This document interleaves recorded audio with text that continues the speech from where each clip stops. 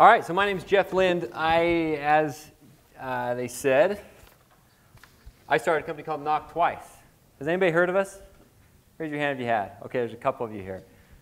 All right, here's my contact information if anybody wants it really quick. That's my email address and my Twitter handle, Jeff Lind, pretty easy. All right, so this is what we're going to talk about, a little bit about me, an intro to Knock Twice, what we do at Knock Twice, and kind of a little bit about the Uncanny Valley and how it relates to that. And I'll talk about my entrepreneurial journey through it all. I'm a little bit untraditional from an entrepreneur standpoint. A lot of you, you've been hearing a lot of guys that maybe started a product or thought of an app or did any of these kinds of things, and then like that took off and they dropped out of school, or I don't know. You know, there's all sorts of different ways in that. But I kind of took a different approach. In fact, I went to, well, let me get my family first. This is me and my wife. I've been married for, I don't know, like 11 years. Don't tell her if she asked that I didn't know. And these are my kids. I have a 6-year-old, a 4-year-old, a 2-year-old, and a brand new baby. So I'm like in the fog of war of fatherhood. It's like, if I look tired or depressed, I'll be okay. All right, so I kind of had a weird approach to entrepreneurial endeavors. I went to BYU, and I actually studied finance here. So I remember sitting in this class, the entrepreneurial lecture series. I think it was relatively new when I did it, and I remember sitting here and I really loved it. And I remember actually sitting here thinking one day I want to be an entrepreneur and come back and talk in it. And so it's kind of a nice little loop for me. But at the time I thought that'll probably never happen because I'm studying finance, and my goal at the time was to work for a company like Goldman Sachs. So I graduated with an advanced or with a degree with specializing in advanced derivatives. And I interned at Goldman in New York between my junior and senior year, and that was a result of like all sorts of insane networking and calling people and begging for jobs and meeting and flying out there and all sorts of stuff. But anyway, it all led back to Goldman again, where I worked in the finance division of the FIC group, working specifically with oil and gas and commodities. So I spent a couple of years there doing the whole all-nighter thing, sleeping under my desk, basically just, living out of a Red Bull can. And then from there, I moved to Denver, where I worked for an investment bank there doing mergers and acquisitions. So for the next few years, I did sole M&A. And I actually, during this time is when the financial crisis happened. So it was kind of interesting. When I was leaving Goldman, I actually had offers with Lehman to trade oil at Lehman and at Bear Stearns, and neither of them felt quite right. So looking back, that was a very good feeling.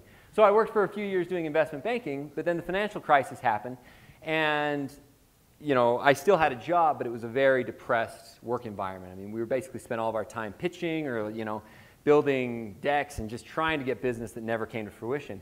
And one thing I didn't realize, which I should have, having worked in energy, is that one one vertical that never gets depressed by a recession is energy. And at that point, I was in Denver, and Denver's a big energy hub, and I started getting headhunted to start running M&A groups, which M&A stands for mergers and acquisitions. So I started getting pulled and headhunted to run M&A groups for energy companies. And the first one I worked for was High Sierra Energy. It's a midstream energy company that specializes in the delivery of fluids and of like oil and gas and all that kind of great stuff. The recycling of frac fluids and all sorts of fun things. And then from there, I went and I worked for a company called Link Energy, and we focused on drilling E&P, and I moved down to Houston, where we focused on all things drilling. So we were like wildcatting, pulling oil and hydrocarbons from the ground. And I raised over $500 million with them for that company and sold a bunch of companies and things like that. So where does all the entrepreneurial stuff come in? During my time in all these companies, I had a whole bunch of different opportunities. I had actually a pretty broad interest in things. I'm really interested in music. I was a club DJ in New York for a long time. I actually learned how to spin records from Qbert and like Grand Wizard Theodore and all these guys, just because I met them and I thought they were interesting. I asked them a question.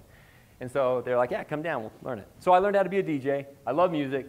I got into that. From there, I started writing and started being a music critic. I wrote for a really big music blog for a long time.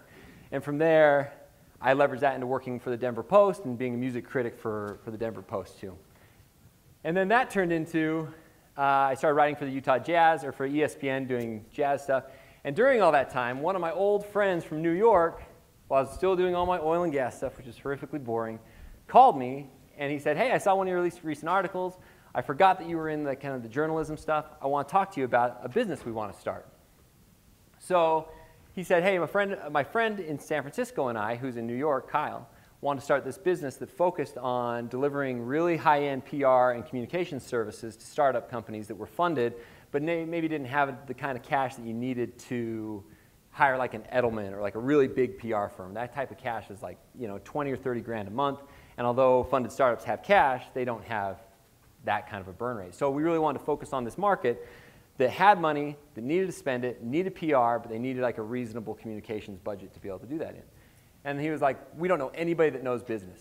He's like, can you come in and help us? So as a third partner, I came in and I started Knock Twice. Now I was still working for the second to last company I showed you, High Sierra Energy at the time, and this was a nights and weekends thing. I started, at first it was, I'd send an invoice here or follow up on one there. In fact, this is our first check we ever got. It's for $1,500 to a company called Jingle Punks, which I'm sure none of you have heard of them because I haven't heard of them since. And I actually never cashed it because I didn't think our work was good enough on it. So I kept the check, I wrote to him, and I actually recused the account because it wasn't good enough work that we did on it.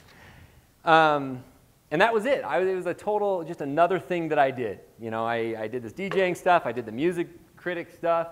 I had a couple other little companies I started, and I had this thing, and then I had my main job that kept the lights on at night. But this thing started growing, and we hit a nerve in the market. We had all these companies that were these funded startups really needed these services, and we had one client, we had two, we had three. It started going crazy. So here's our first office, San Francisco, in 2010. That's our PR headquarters, and see if I can get this working. There's Jingle Punks. If you ever do a logo, don't do it like that. Then we started grabbing these other ones. Some of you have probably heard of SoundCloud. You might be familiar with them. We kind of got a grassroots name for ourselves, being hustlers and really knowing what we knew about the music space and some other things. Stipple is a company that you used to be able to take an image like on Instagram. You could mark it with things, and as you hovered over it, it would show you things. Justin Timberlake released his 2020 album on it, or with it. And then from there, in 2012, we opened our New York content. That's my partner, Kyle, that originally called me. He worked for a company called JWT, who's one of the largest ad agencies in the world, and he'd won all these awards for Microsoft social strategy and other strategies that he'd worked on in really big companies like Cannes Lions and all sorts of things. The day after he came on and started with us, Google called us, and they knew his name, and they knew how good he was, and they asked if they could hire us to start working on their creative strategy in their creative lab, which we did. And then Qualcomm came. Then from there, it's just been a bunch of different, clients all the way along. And in 2014, I came back here. As I said, I'm from Utah, and I came back, or I'm from Alpine, Utah. I've always kept my ear to the ground here. And with the growing tech scene, we decided to open our third office. And rather than open it in somewhere like Austin or somewhere where you have all this competition, we decided to open in Salt Lake due to the tech resurgence that we've really kind of felt here. And I'm sure you guys have all kind of seen that as well. It's been really cool. And then it's just been one thing after another. So that's kind of a quick history of Knock Twice. I quit in late 2013. So this thing grew. So initially I was doing 1 or 2 invoices a night or a week, whatever, a month even. And then it started being like my full-time job started, inverting, right? I'd be working about 12-hour days or maybe longer, but instead of spending 80% of the time on my full-time job and 20% of that time on Knock Twice, it started sliding pretty fast. And eventually it got to the point where I was spending like 80% of my time on Knock Twice and about 20% of my time, if I was lucky, on my day job, and it was like, I better do something about this. So that's a quick history of us. Oh, I'm going backwards now, sorry. So now we have these 3 offices in the United States, San Francisco, New York, and Salt Lake. And this is a little bit about who we are. So we focus on a ton of different stuff, but specifically content strategy, brand strategy, media relations, design and create, like branding, logos, that kind of stuff. Native advertising, social media strategy and management, and event marketing. So we've thrown parties for some of the biggest brands in the world. We just had one of our brands work with Russell Simmons and do a really big launch. A lot of cool things coming out that we worked on with that. So our team are made up of these types of people: strategists, creatives, editorial, and account managers. So we try not to hire traditional PR folks or traditional communications people. We really like people that have come from different industries or different walks of life. We really like journalists. We like people that know how to tell a story. And the reason why we like kind of unique people is because they have an interesting backstory or an interesting way about them. And that usually serves us better than a traditionally trained PR person. So where do we tell these stories? Everywhere. Last week, one of our clients, Keen Home, it's a smart vent system. They were on Kelly and Michael. There's a local company, some of you guys have heard of Kickstart Seed Fund. They're one of our clients. We launched, they just announced a new fund. We had them in the Wall Street Journal and TechCrunch, all over the place, Dow Jones, and good stuff. So we specialize in whatever your story is, we take it, we help you message it, we craft it, and then we help you get that out there. We basically give you a megaphone and get it in the faces of the right people. So that's the PR side. Our content side, right now content's like such a big word, right? Like you hear all the time, oh, I do content, and I love, it's content. So what do I mean when I say we do content? So think with Google as a marketing or a channel that Google owns, that we actually have the entire, we run the whole thing from nuts to bolts, from design to editorial. So we have a team, when I say editorial, we have a team of writers, a team of editors, a team of copywriters, that basically they take this idea that maybe somebody at Google has and wants to write about, they give it to our people, we craft it, we write it, we come down to it, we build the whole thing, we turn it a bajillion times, we had our designers on it, add awesome graphics, and then it gets published on this so that when a CMO or a CIO or a CTO or whoever wants to go look and understand the trends in marketing, Google has this stuff coming up, and we create this. And Google pays a lot of money for us to actually build this on their sites and make sure that it's world-class content. So this isn't like your when you think about content, something that's like 5 ways to have a killer summer party. That's not the stuff we're serving up. We're actually giving you the sizzle that makes your steak sing. So this is Qualcomm. We actually do a lot of stuff for Qualcomm that's really cool. Whether it's like our design, so we own the whole Qualcomm Tumblr. If you've ever been to it, you probably haven't because it's relatively new. But we design, our designers did this thing. It's like a gigantic, it's hanging in the corporate headquarters now of Qualcomm because they liked it so much. We do stuff called a Giftionary. We have an animation and design department that builds GIFs and animations for companies. We also do doodles for Google and that kind of stuff. So if you go on like Martin Luther King Day and you see a doodle at the top that like moves or animates, our animators do that stuff. IBM mid-market, this is a similar type of thing. We really specialize in breaking down gigantic, hard to understand concepts into simple, easy to understand bite-sized pieces. And that's, these major companies, sometimes that's one of the big struggles they have, like Qualcomm. You don't really realize that most of almost in every one of your smartphones, you have a chip in there that's made by Qualcomm. And that's one of our goals, is to help you understand, A, that they're in everything, and B, that these really like gigantic concepts are actually easy to understand and fun. And then we do throw events, do South by Southwest, all sorts of things. So if any of you, is anyone going to South by this year? You guys should try it sometime. It's actually really fun. So anyway, all that to lead into the Uncanny Valley. Is anybody familiar with the Uncanny Valley? What is it? It's kind of a robotics and graphics concept where there comes a certain point where realism is just uncanny because it doesn't quite look real, but at the same time it kind of does, and it just looks creepy. Good. That's exactly right. So here's the truth that most marketers don't really understand. I'm going to chat about this, and we'll talk a little bit more about some other things. But humans are really, really, really, really good at spotting inauthenticity, right? Or things that are like a little too, like inauthentic human signals. And what I mean by that, and when it gets too authentic, when things get too authentic, it drives you crazy as a human. So authenticity, what is it? Transparency, alignment to what is, matching outer expression to inner experience. You all, even if the expression you don't, or the definition doesn't really matter much, because you all know what an authentic person is. We have been trained for bajillions of years as a species, and even individually your entire lives, to spot inauthenticity in native environments. So here's Dawn. What's your reaction when you see that?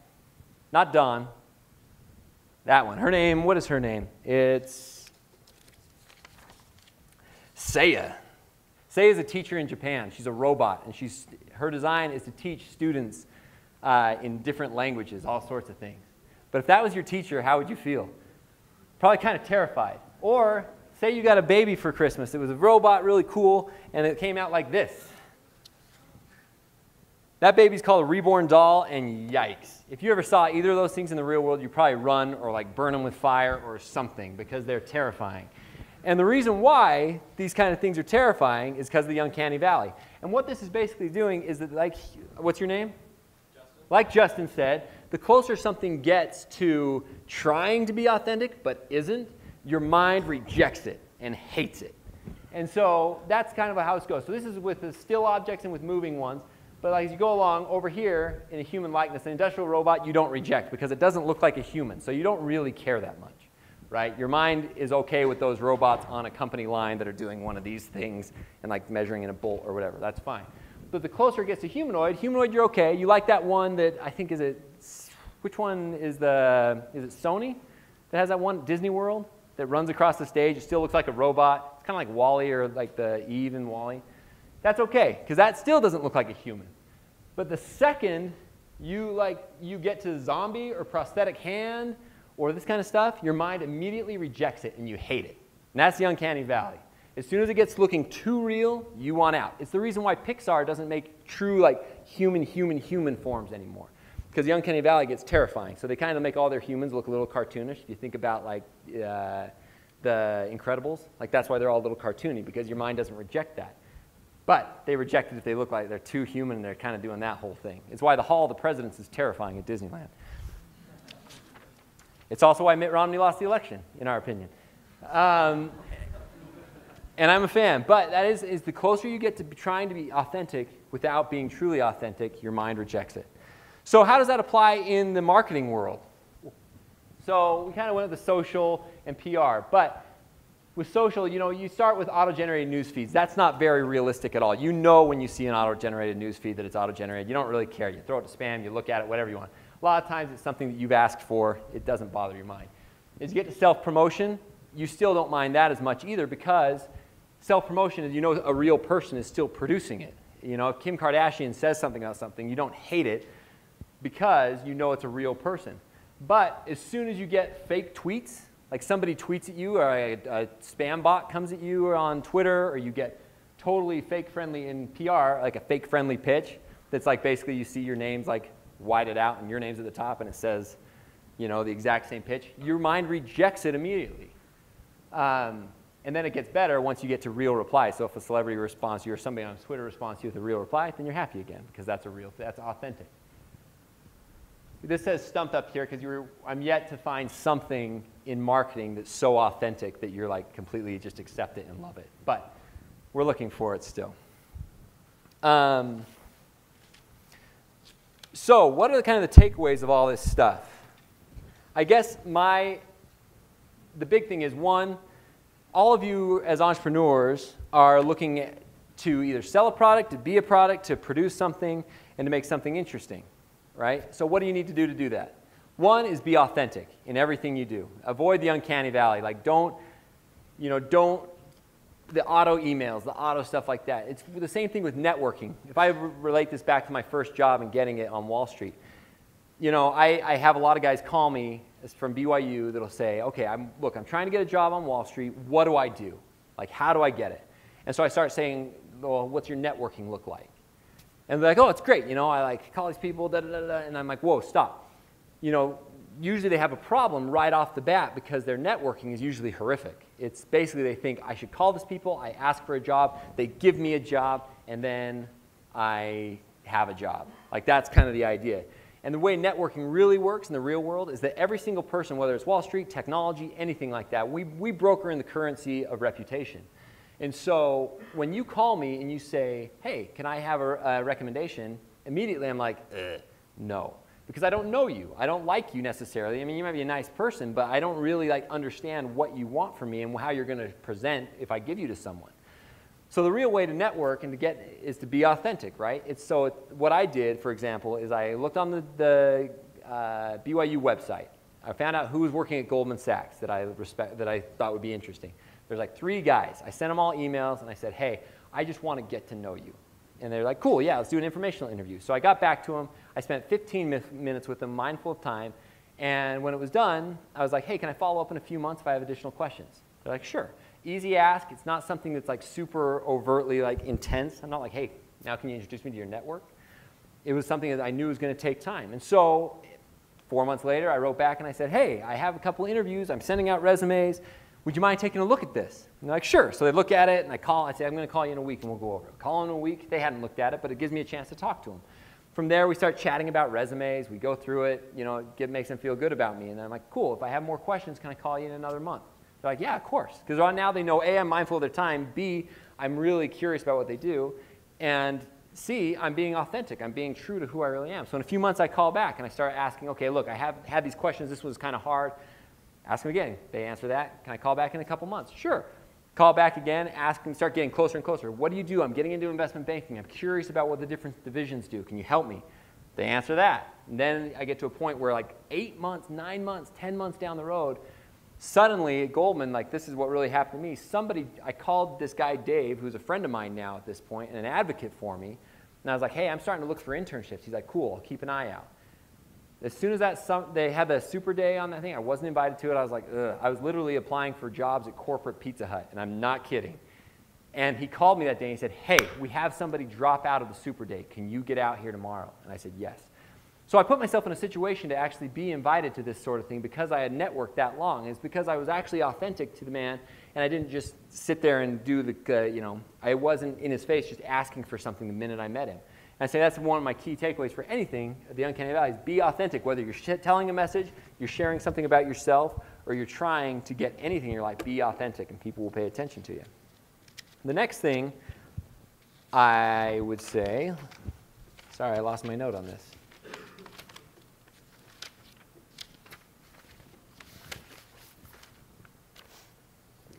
Okay, try a lot of things. So like I said, I took a pretty untraditional path to entrepreneurship. Right now I'm the COO and CFO of Knock Twice, and I work day in and day out with tech companies, all this stuff. We're a service-based company. We're not, like I said, a traditional startup in the sense of like, we're not Facebook. But we're a startup as in we started this company, we work in a fast-paced industry, and we built this company from nothing. And what I would say is there's always opportunities out there, and look for as many opportunities as you can. Like I said, with my music stuff, I was interested in music, so I got into it where I could. I really loved writing, so I got into it where I could. And the reason why I even got an opportunity to work with my companions, my partners, is because that guy in New York remembered me and saw my writing and put two and two together that I was the business guy that also understood his industry a bit and brought me back in to actually chat to them about starting this business. So look for opportunities and put yourself in a position where you can actually take advantage of them. Now, at least my next point, which is find something and become really good at it. Like right now, all of you are headed towards different things. Entrepreneurship is one that you can do at any time in your life. There's different points where you can really excel at it, and you could actually totally fail at it. And one of the things that's interesting about entrepreneurship is that it's not all. I think our traditional view of it is that you start a business in college, you drop out, and then you start it soon, you grow it, and you sell it, and ta-da. The sad reality, or the real reality, is most ideas don't work for one way or the other. And even good ideas that are better than others often don't work. And so you got to put yourself in a position to take advantage of the opportunity you can. So get good at something. In my particular case, I was really, really good at Excel. And the reason why I was is because, which sounds so stupid and so boring, but it was the most valuable thing I could have ever done. When I went to Goldman Sachs, I wasn't that good at it. I was brand new. I kind of did the whole thing we all do. You guys have all taken whatever it is, like Microsoft Word or Microsoft 101 or whatever it is you have to do to get into business school.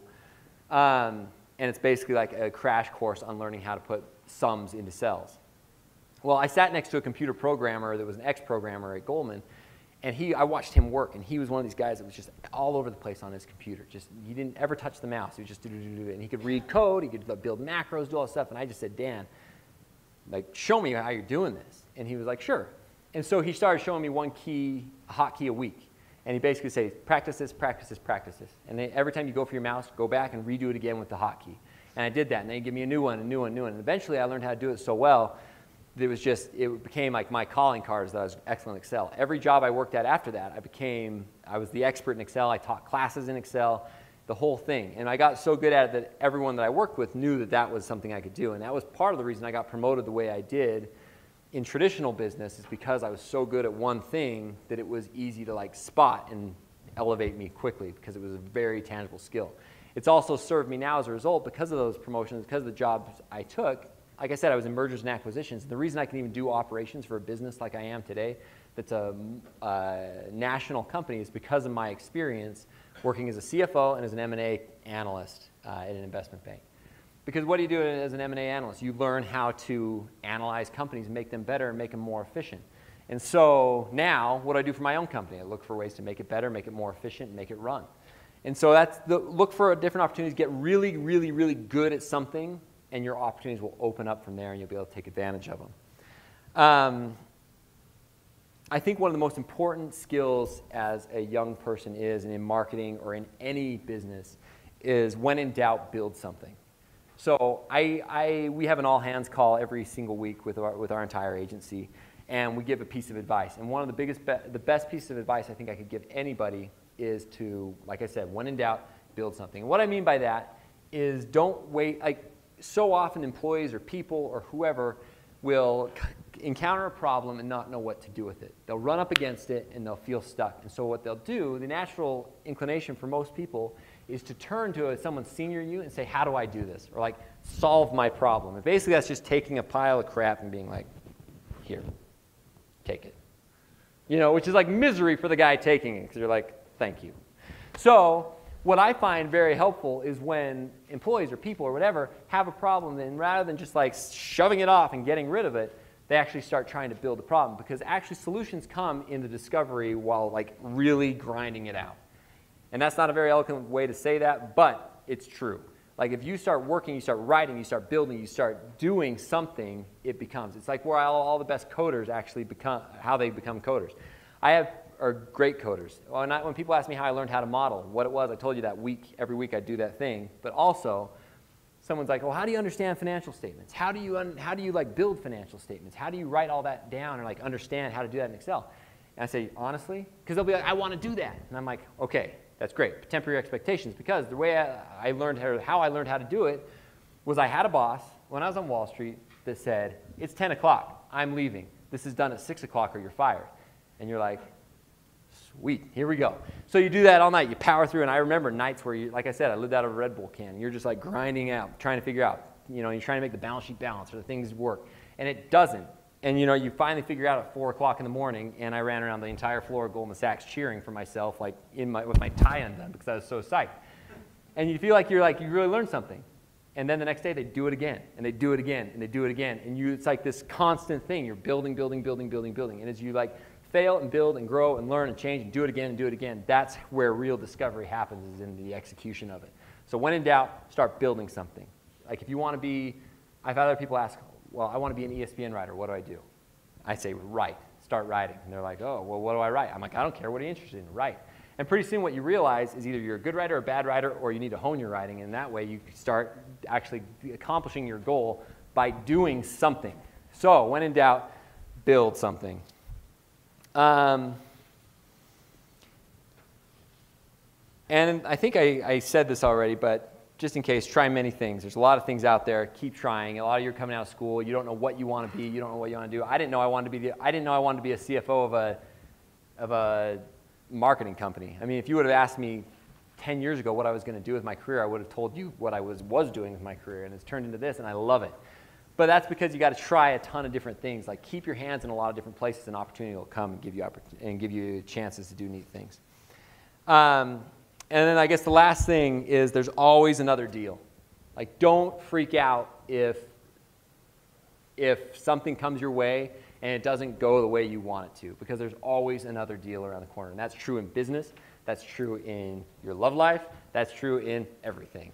And once you've chosen a deal in your love life, stick with it. But I will never get too hung up on the failure that you're currently in, because there's always another deal around the corner. And don't get too hung up on something that's like too good to be true, because there's always another deal around the corner. Anyway, I think that's a lot of takeaways, but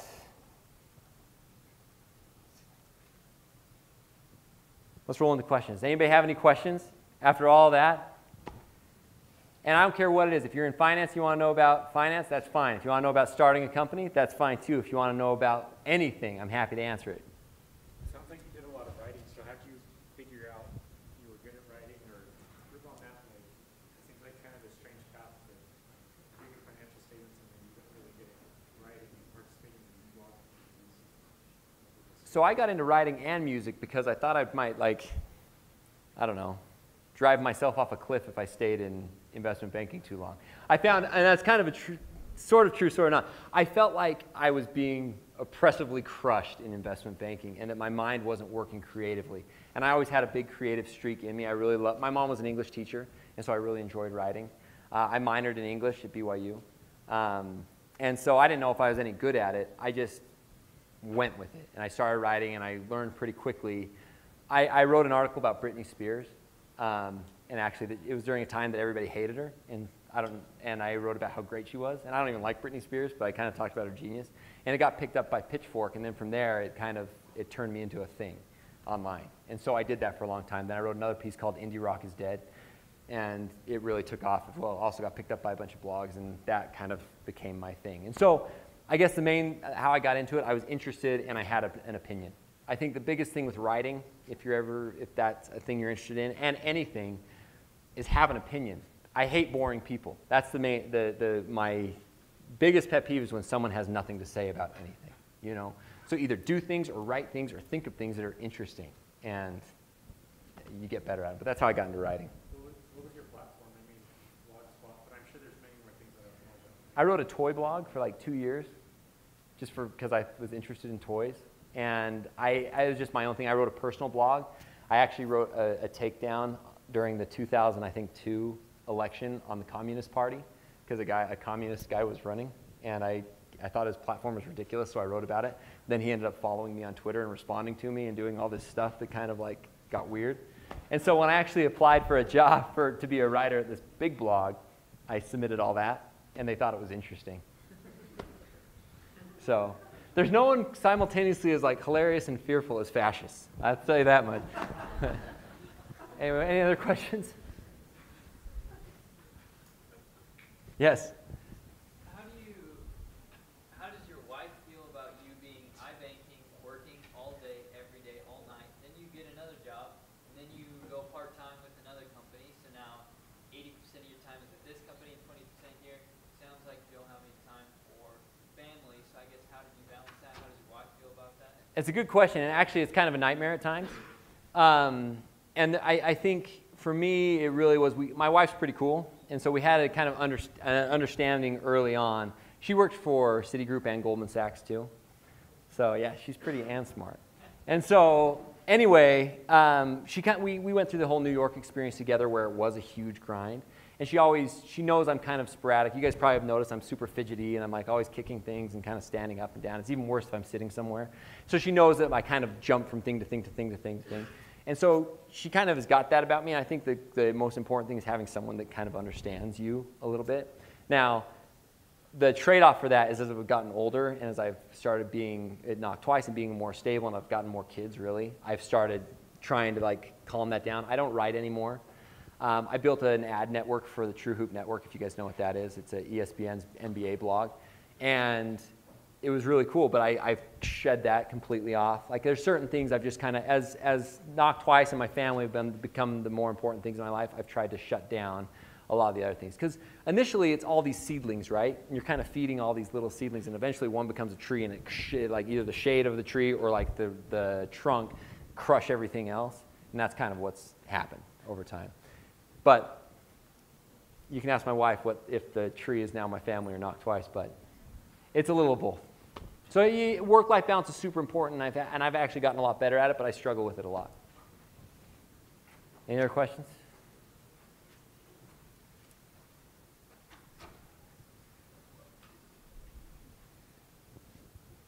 Yes? Just reel it in up there. So you're the CFO. What kind of support do you have within do you have a finance department within Knock Twice, or what's going on there? Because I know you're seeking writers and PR, but... That's actually a great question. Maybe a good environment to say this. I need a person right now, and you're in a suit and a tie. You look like my kind of guy. So it's actually a really hard thing, right? When we're building this company, it's really difficult because our bread and butter, when we hire get a new client in, we typically have, the service companies basically eat a lot of your margin in just people. So when Google, so for example, Google Eurasia just came to us and asked us to start doing a big content campaign for them. So that's like, great, it's a big contract, but 80% of it is immediately eaten by the people that we need to bring in to manage that. And so for me, and this gets back to your operations thing, it's really hard sometimes for me to rationalize hiring operations people or other people when I can make money with these people. And it's really difficult. But I'm trying to be better at it, and I need to hire like 3 people in this position. So if you or anyone you know knows what they're doing with numbers and is somewhat creative, you got my contact information. All right. And I'm dead serious. Okay. Yes? Are you guys bootstrapped, or do you have to seek out funding to? That's actually a great question, because people always, and this is a huge point of contention with my partnership. We are completely self-funded. We started with $175 we used to buy our logo from our designer. And everything from that has been bootstrapped the entire way. We're 100% liquid right now. We've grown over 100% year over year. And we're still growing. We still haven't taken in any round of funding or any debt even, which has been kind of a nightmare at times. So I'm the kind of guy that I want to bootstrap everything I can because I want complete control of my equity and I want to own everything, and I don't want to be beholden to anybody. But I have partners that also say, well, we could grow faster if we took a few $1 million or whatever here and there. But in my opinion, I say hold fast to equity as long as you can and as much as you can, unless it will help you grow. The offset in growth is enough to make it worth it. A service company is one thing. If I was like a true tech company, and I could maybe take a little bit of cash here and supercharge the growth, then that may be worth it. But in a services-based company where we can actually just like throw more bodies at it and grow, then I'd rather like grow organically. Anything else? All right, I think that's it.